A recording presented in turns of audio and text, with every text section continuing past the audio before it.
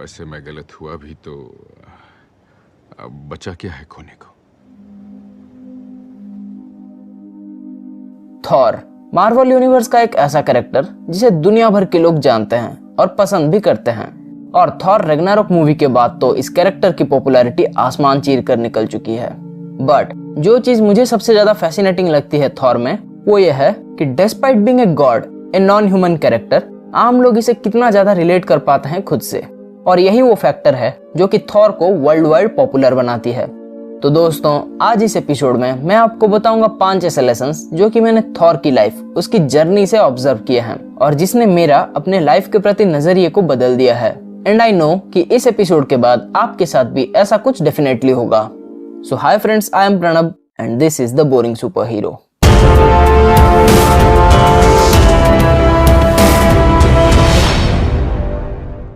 दोस्तों इस एपिसोड में आगे बढ़ने से पहले मैं आपसे बस इतना कहना चाहूंगा कि इस एपिसोड में मैंने थॉर का एंड गेम वाला वर्जन इंक्लूड नहीं किया है, क्योंकि वो थॉर नॉर्मल थॉर से काफी अलग था, जिसके इंटेंशन एंड इंस्पिरेशन दोनों ही काफी अलग थे as compare to our normal Thor. So with that being informed, let's jump on to the first lesson. First, look forward, move forward. दोस्तों मार्वल की मूवीज में आपने कई अलग अलग तरह के कैरेक्टर्स को देखा होगा, बट जो बात थॉर को उन सब से अलग करती है वो ये है कि आपने कभी थॉर को अपने पास्ट के बारे में सोचते हुए या बात करते हुए नहीं देखा होगा। फॉर एग्जाम्पल, आपने कैप्टन अमेरिका को देखा होगा कि वो कभी कभी अपने पास्ट को याद करके उदास हो जाता है, बट आपने कभी भी थॉर को अपने पास्ट को लेकर या अपने पास्ट में की हुई गलतियों को लेकर रोते हुए नहीं देखा होगा। हाँ, इसका मतलब ये बिल्कुल नहीं है कि थॉर को किसी की परवाह नहीं है, बल्कि इसका मतलब यह है कि थॉर ने अपने 1500 साल की उम्र में कई ऐसे दुखों का सामना किया है, कई ऐसे अपनों को खोया है कि अब वो ये बात अच्छे से समझ गया है कि जो हो गया सो हो गया। अपने पास्ट के बारे में सोचकर और दुखी होकर कुछ भी नहीं होने वाला। We can not change the past. और वजह इसके हमें हमेशा आगे की सोचनी चाहिए और उस पर काम करना चाहिए। दोस्तों थॉर से मिली पहली लाइफ लेसन आप सबके लिए यही है कि अगर आपने अपने पास्ट में कोई बड़ी गलती की है या पास्ट में आपके साथ कुछ बुरा हुआ है, देन उसके बारे में सोचकर कुछ नहीं होने वाला। आगे की सोचिए और अपने फ्यूचर को शानदार बनाइए। Second, ash gourd is not a place, it's the people. दोस्तों थॉर रैग्नारोक मूवी में ओडिन ने थॉर से कहा था कि ash gourd is not a place, it's the people. Asgard is not a place, never was.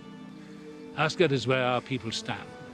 ये लाइन सुनने में बहुत ही आम सी लगती है, बट जब आप इसके बारे में ध्यान से सोचेंगे तब आपको पता चलेगा कि ये सिंपल सी लाइन एक्चुअली में कितनी गहरी है। दोस्तों मैंने अक्सर ये देखा है कि हम लोग जगहों को इंसानों से ज्यादा अहमियत देते हैं। जैसे कि मैं ये स्कूल में पढ़ता हूँ, मैं वो कॉलेज जाता हूँ, मैं फलाना शहर में रहता हूँ, मेरे पास 4 BHK का घर है, वगैरह वगैरह। जबकि हमें करना ये चाहिए कि हमें जगहों से ज्यादा इंसानों को अहमियत देनी चाहिए, क्योंकि एक जगह की वैल्यू उसमें रहने वाले इंसानों से होती है। फॉर एग्जाम्पल, आपके स्कूल टाइम की मेमोरीज इससे नहीं बनती कि आप XYZ स्कूल में पढ़े हैं, बल्कि इससे बनती हैं कि आप किन बच्चों के साथ पढ़े हैं। आपके घर की शान इससे नहीं है कि आपका घर 3 BHK का है या 4 BHK का है, बल्कि आपके घर की शान है उसमें रहने वाले लोग, आपकी फैमिली। एसगार्ड वहीं बसेगा जहां उसके लोग होंगे।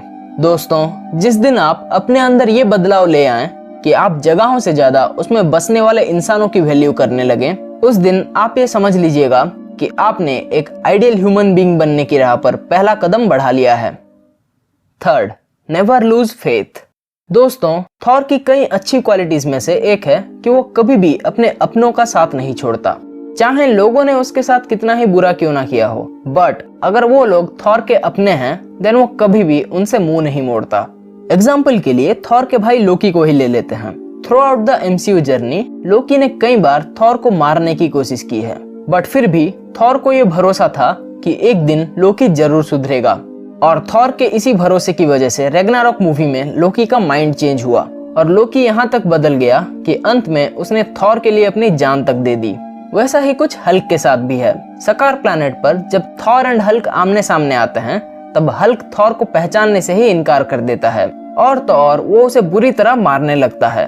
अब अगर थॉर चाहता तो वो हल्क को शुरुआत से ही बड़ी इजीली हरा सकता था, बट उसने ऐसा नहीं किया क्योंकि उसे पता था कि हल्क उसका दोस्त है और कभी ना कभी वो उसकी बात जरूर सुनेगा। कभी अपने अपनों पर से भरोसा मत खोना। थॉर की यही क्वालिटी है जिसकी वजह से थॉर हम सबको इतना ज्यादा पसंद है। दोस्तों, थॉर से मिली ये लेसन हमेशा याद रखिएगा कि चाहे आप अपनी जिंदगी में कितने ही ऊंचे पोस्ट पर क्यों ना चले जाएं, कितने ही पैसे क्यों ना कमा लें, बट आप कभी भी अपने परिवार या अपने दोस्तों से मुंह मत मोड़िएगा। फोर्थ, बिकम वर्दी। दोस्तों, अगर आप थॉर के फैन हो देन ऐसा हो ही नहीं सकता कि आप उसके हैमर म्योनिर को नहीं जानते हो। थॉर का हैमर उसकी ओवरऑल पर्सनालिटी का एक पार्ट है, क्योंकि वो कोई आम हैमर नहीं है।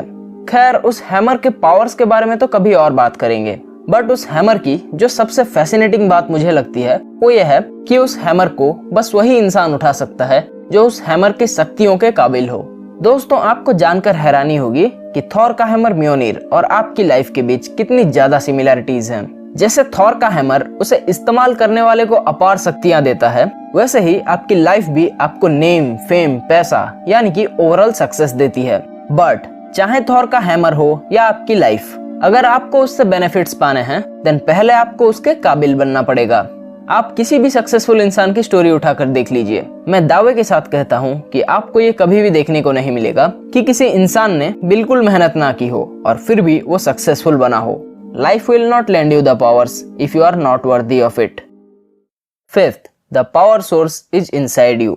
दोस्तों, थॉर रैग्नारॉक मूवी में थॉर की आंखें खुल गई जब उसे ये पता चला कि उसकी फेनोमेनल पावर का सोर्स उसका हैमर नहीं बल्कि वो खुद है। और यही हमारे आज के एपिसोड की फिफ्थ एंड फाइनल पॉइंट भी है। थॉर हमेशा से ये सोचता था कि उसकी पावर्स उसके हैमर की वजह से है और इसी वजह से वो गॉड ऑफ थंडर है। बट जब थॉर रैग्नारॉक मूवी में हेला ने थॉर का हैमर तोड़ दिया, तब जाके उसने ये रियलाइज किया कि उसकी पावर्स का सोर्स उसका हैमर नहीं है बल्कि उसकी पावर्स का सोर्स वो खुद है। वो हैमर तो बस उसकी पावर्स को चैनलाइज करता था।